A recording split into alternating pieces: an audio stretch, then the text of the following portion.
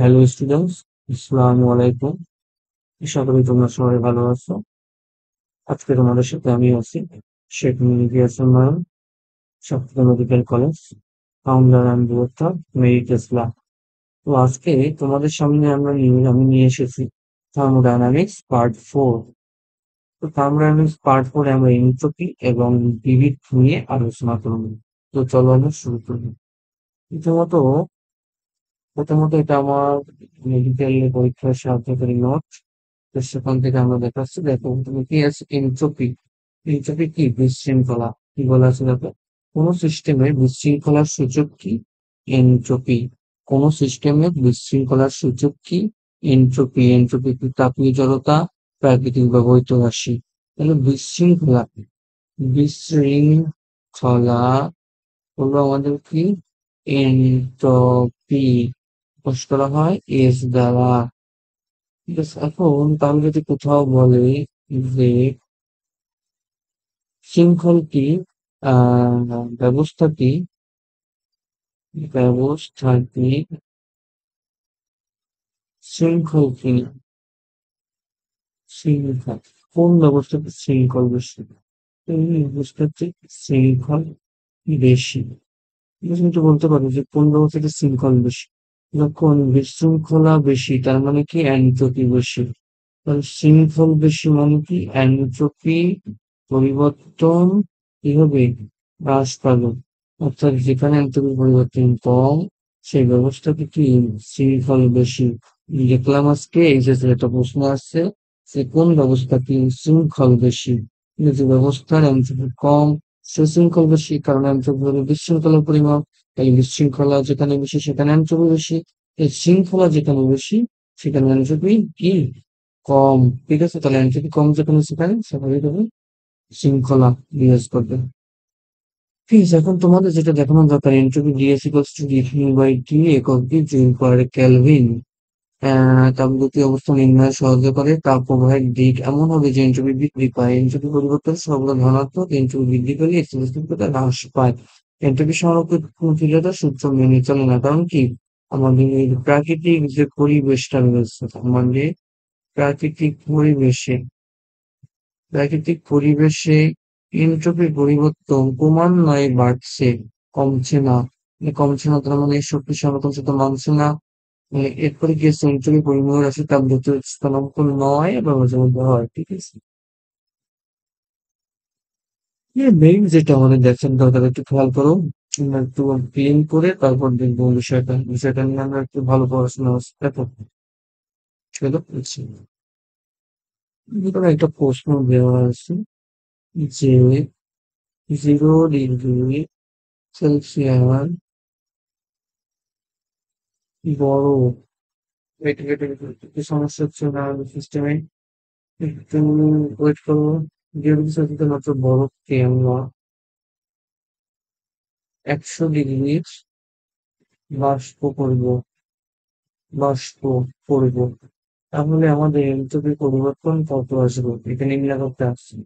মানে আমরা এটা করার জন্য অ্যান্সারে আমরা কি করতে আসছে, আমাদের কি নির্ণয় করতে হবে? ডিগ্রি নির্ণয় করতে হবে, তাই না? এটাকে ফার্স্টে আমি তিনটা খন্ড করবো। দুই, তিন। এটা হলো কি হবে? 0 ডিগ্রি যে বরফ আছে ওটি থেকে 0 ডিগ্রি পানি হবে। দেন এই 0 ডিগ্রি যে পানি এটা থেকে 100 ডিগ্রি কি হবে? পানি হবে। ঠিক আছে, দেন আবার কি 100 ডিগ্রি যে পানিটা আছে সেটা থেকে 100 ডিগ্রি বাষ্প হবে। ঠিক আছে, তিনটা ঘন্টা এখানে কি হয়েছে? অবস্থার পরিবর্তন হয়েছে, অবস্থা। এখানে কি হয়েছে? পানি থেকে বাষ্পীভবন মানে অবস্থা পরিবর্তন। তাপমাত্রা কি সেম, তাপমাত্রা সেম। এখানে কি হয়েছে? জাস্ট তাপমাত্রা চেঞ্জ হয়েছে, তাহলে এখানে তাপমাত্রা চেঞ্জ হয়েছে তাপ। ঠিক আছে, তাহলে যেখানে যেখানে অবস্থা পরিবর্তন, দুই জায়গা কি ডিএস 1 ধর, এটা এটা ডিএস 2, এটা ডিএস 3। যেখানে যেখানে অবস্থা পরিবর্তন হয়েছে সেখানে সেখানে ডিকিউ বাই টি। এখানে অবশ্যই ডিকিউ বাই টি আসবে, এখানে অবশ্যই তাহলে কি ডিকিউ বাই টি আসবে। তো যেখানে যখন অবস্থা পরিবর্তন আমরা যথাযথ অবস্থান পরিবর্তন হয় সেটা হয় হলো সূক্ষ্মতাপ। অবস্থার পরিবর্তন হলে সেখানে হয় সূক্ষ্মতাপ। কোথায় অবস্থার পরিবর্তন। হ্যাঁ। আর আপেক্ষিক তাপ,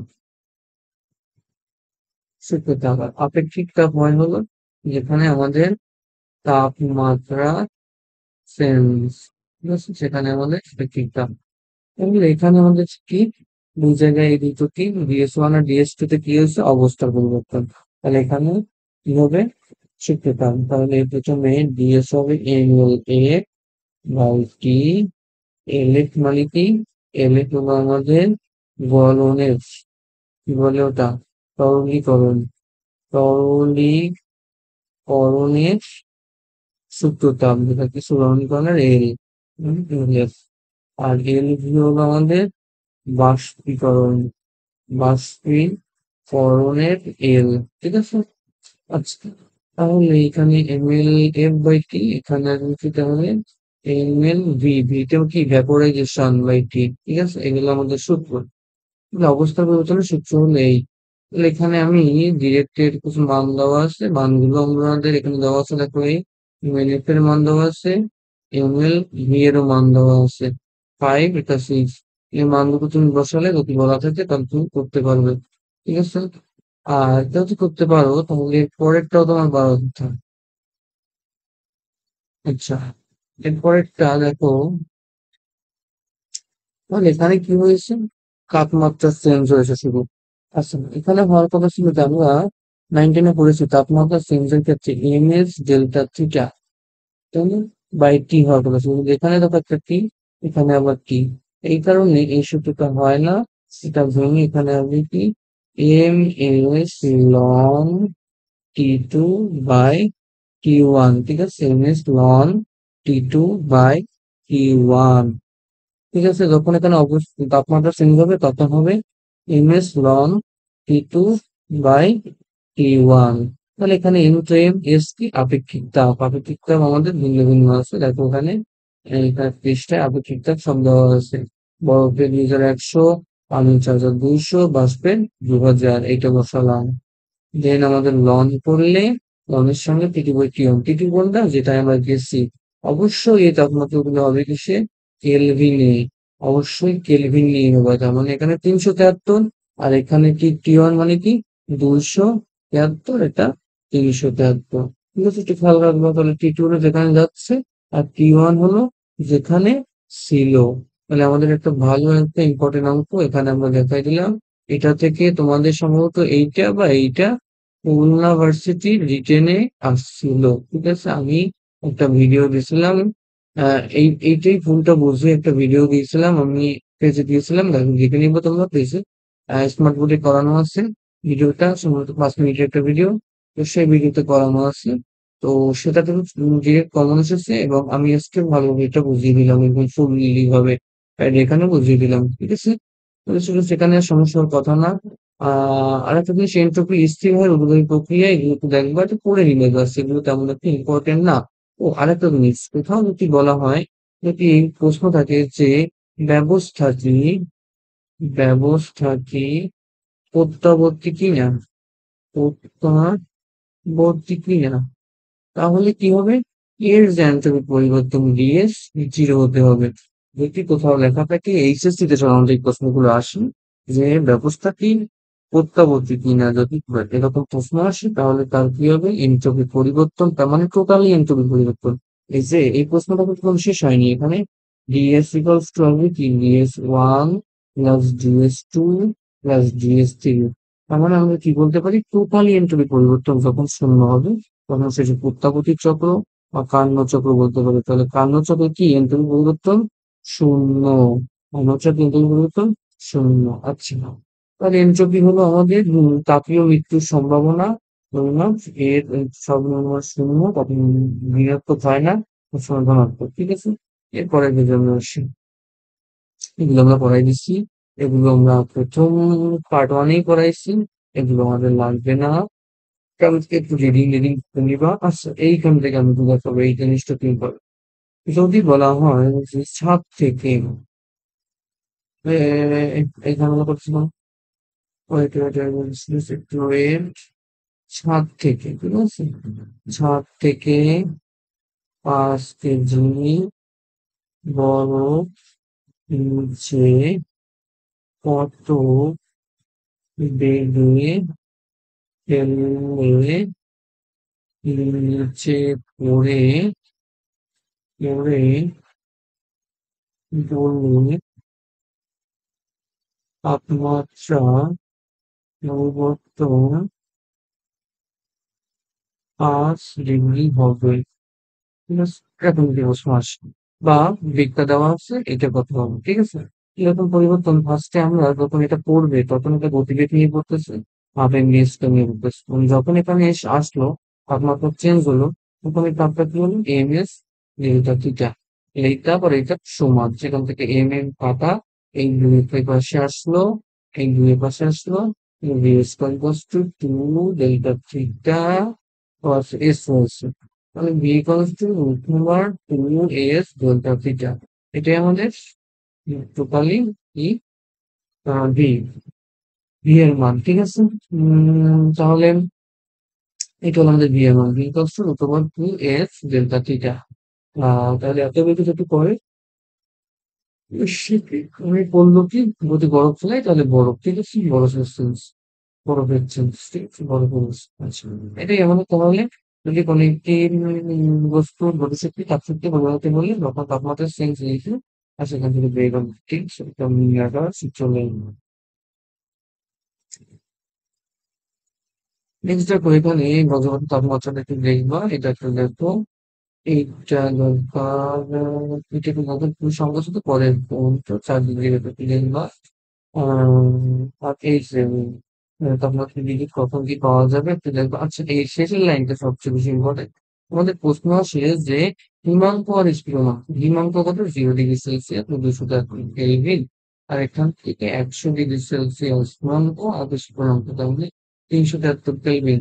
এই দুটোর মধ্যে যদি কাজ করে তাহলে সেক্ষেত্রে কারণ আমাদের তরঙ্গ দক্ষতা কত পাই? ইটা ইকুয়ালস টু কি ছিল আমাদের? 1 - T2 by Q, T2 by Q1, তাই না? এটা একটু খেয়াল করো, এখানে যদি আমি এই বড়টা দিই, তাহলে এই ভাগ করে বড় হবে, একের বেশি, তাহলে এখান থেকে বিয়োগ করলে কি হবে? মানই আসবে না, মাইনাস আসবে। এখানে অবশ্যই ছোটটা আসবে, কেন? অবশ্যই কি আসবে? ছোটটা, ছোটটাকে বড়টা দ্বারা ভাগ করতে হবে।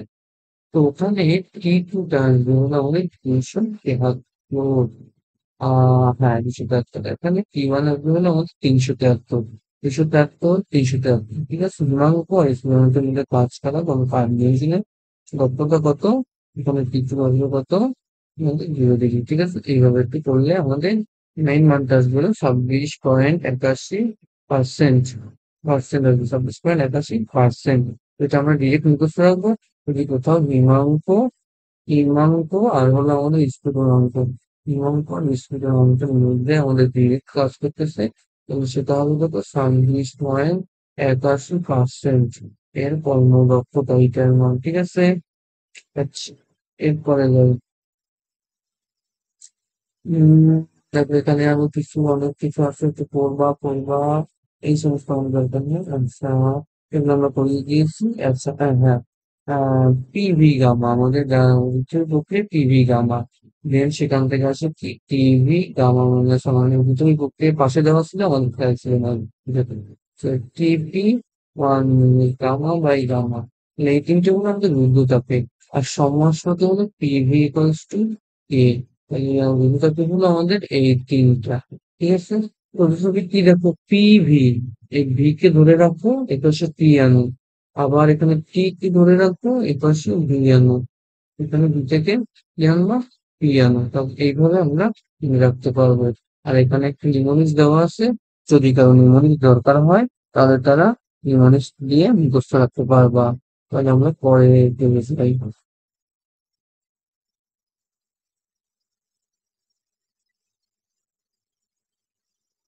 আচ্ছা, এখান থেকে আমাদের তেমন কিছু দরকার হবে না, শুধুমাত্র একটু দেখে নিবে আস্তে আস্তে যে কি কি আছে, শুরুগুলো একটু পরিণত হয়, এইটা একটু দেখো। আচ্ছা, এগুলো এটা এগুলো হলো আমাদের বিভিন্ন অনুশীলনী, যেমন ইসাক, তপন, প্রামাণিক এদের অনুশীলনী বা আমাদের সারমর্মটাকে বুঝতে আমি আমার পড়া ছিল। তোমরা একটু রিডিং করবে এবং দেখতে একটু দেখবা জাস্ট এখান থেকে একটু ওয়েট আমি একটু দেখাচ্ছি। উম, সেখান থেকে খুব একটা দেখার কিছু নেই আমাদের, এই দুটোকে দেখতে পারো। বাকিগুলো তোমরা একটু জাস্ট আমাদের কি রিডিং অ্যান্ড পড়া জাস্ট কিছু। আর কি আমাদের আছে? আর মধ্যে আমাদের আচ্ছা আচ্ছা আচ্ছা দেখো এখানে এইটা কিন্তু আমাদের জানার কথা গ্রাফিটি পরিমাত্রা 1,100 ডিগ্রি সেলসিয়াস তাপমাত্রায়। আচ্ছা আর নেই, এরপর হচ্ছে আর নেই। বাকিগুলোতে আমি দেখবা। এখানে দেখো আপেক্ষিক তাপ 1, আমাদের এটা হলো 1 গ্রাম/সিসি। আর ওপাশে দেওয়া ছিল কি আপেক্ষিক তাপ 4,200 হ্যাঁ আপেক্ষিক তাপ 4,200 কি ছিল, কেজি/মিটার কিউব ছিল। খেয়াল রাখবা। উদ্দেশ্য মাধ্যম আপনি ইচ্ছামিটার দ্বারা নিম্ন স্থানাঙ্ক বড় দিন প্রথমে বলছিলাম দেখাই লেখা থাকে। লাস্ট পেজ আমাদের এই তোমরা জানো অভ্যন্তরীণ শক্তি নির্ভর করে এটা ছিল ব্যাপারটা। অভ্যন্তরীণ শক্তি আমাদের মেয়রের যে প্রকল্প আছে, মেয়রের প্রকল্প ওগুলো কি অভ্যন্তরীণ শক্তি এগুলো নির্ভর করে টি এর উপর। ফলে যদি কোনো প্রশ্নে তোমাদের দেয় যে অভ্যন্তরীণ শক্তি নির্ভর করে কোনটার উপর, নিশ্চয় তাহলে আমাদের পি দেওয়া আছে, বি দেওয়া আছে, টি দেওয়া আছে, এ দেওয়া আছে, তাহলে অবশ্যই এটা অ্যান্সার যতই না পড়ে না বলে তখন এই তিনটা অ্যান্সার দিতে হবে না। খেয়াল রাখবো ভালো তো। তখন তাপমাত্রা চাপ আয়তন তিনটার উপরে তখন নির্ভর করবে, এটার উপর করবে না। একটু খেয়াল রাখবো, দুই ধরনের প্রশ্ন হয় এখান থেকে, একটু ঝামেলার প্রশ্ন আমি একটু দেখিয়ে দিলাম। তাহলে আমাদের শেষ তাহলে। আচ্ছা তাহলে আমাদের থার্মোডাইনামিক্স শেষ হয়ে গেল। থার্মোডাইনামিক্স এর পার্ট 4 আসতেছিল, পার্ট 4 এর সঙ্গে সঙ্গে আমাদের ফুলটাই শেষ হয়ে গেল, তাই না? আমাদের থার্মোডাইনামিক্স শেষ হয়ে গেল। আমরা এর পরবর্তীতে অন্যান্য অধ্যায় নিয়ে অবশ্যই তোমাদের সামনে আসবো। এবং তোমার যে মেইন কন্ট্যাক্ট নম্বরটা একটু দেখে নাও, 007573619, তোমার কন্ট্যাক্ট নম্বর হোয়াটসঅ্যাপে মেসেজ করতে পারো, টেলিগ্রামে মেসেজ করতে পারো, কোনো সমস্যা নেই। আর যাদের নোটস প্রয়োজন হবে তারা পিডিএফ মেসেজ করতে পারো বা আমাদেরকে গিয়ে প্রাইভেট ব্যাচে ভর্তি হতে পারো। তো আজকে এই পর্যন্তই। পরবর্তীতে আমরা আসবো অন্য ক্লাস নিয়ে। আমাদের এইচএসসি 26-এর ফাউন্ডেশন কোর্সটা শুরু হতে যাচ্ছে আমাদের PCBM এর উপর। ফিজিক্স, কেমিস্ট্রি, বায়োলজি, ম্যাথ ম্যাথের দায়িত্বে থাকবে আমাদের সবার প্রিয় এবং জানার কথা অনেক ক্লাস ফিক্সে উচ্চারণ ভাই। আমি বাকি ফিজিক্সে বায়োলজিতে দায়িত্ব থাকবো। কেমিস্ট্রিতে অবশ্যই একজন নতুন ইনস্টার থেকে এমসি থেকে আসবে। যদি না আসে তাহলে ইংলিশ, কেমিস্ট্রি, বায়োলজি তোমাদের ফ্রি দেবো, কোনো সমস্যা নেই। তুমি ভালো করে আমার ফিজিক্স ক্লাস অনেকগুলো করেছো, এখন কেমিস্ট্রি বায়োলজি করোনি। কেমিস্ট্রি বায়োলজি ধাপে ধাপে আসবে, কোনো সমস্যা নেই। যেহেতু চান্স পেয়েছি, 2 বার পরীক্ষা দিয়ে চান্স পেয়েছি, সেহেতু অবশ্যই আমার অনেক দক্ষতা পরেই আমি চান্স পেয়েছি। এই 3 মাস থেকে প্রতি অনেক সেই গল্প একদিন আমি শোনাবো। আজকে পর্যন্ত ধন্যবাদ স্টুডেন্টস, আবার দেখা হবে।